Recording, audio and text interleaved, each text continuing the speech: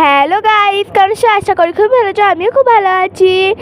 আর ছোট ঠাম্মা, মেজো ঠাম্মা আর ঠাম্মা সবাই মিলে গল্প করছে বসে বসে। তখন ছোট ঠাম্মা বসেছিল দোকানে, ঠাম্মা আর মেজো ঠাম্মা গিয়েছে গল্প করার জন্য।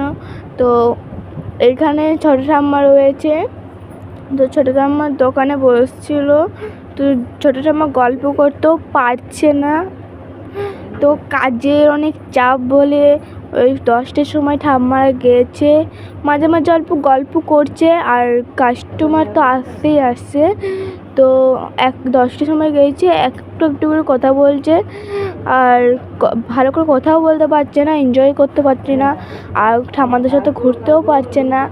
আর ঠাম্মার দোকান তো ছেড়ে কোথাও যেতে পারবে না, তো ঠাম্মা বসেই আছে, বসে বসে একটু গল্প করছে। পরে পর তো কাস্টমার চলেই আসে। এখানে ঠাম্মা রয়েছে, পিছনে ছোট ঠাম্মা আছে, মেজো ঠাম্মা ওখানে বসে আছে চেয়ারে। তো ঠাম্মার দোকান থেকে বেরিয়ে গেলাম, বেরিয়ে এসে মেজো ঠাম্মা বলছে সন্ধ্যে শাক নেবে বলে দোকানে দাঁড়াবে। তো ওইখানে ছোট ঠাম্মা দাঁড়িয়েই আছে। তো এখানে দোকানে সন্ধ্যে শাক নেবে, অনেক সবজি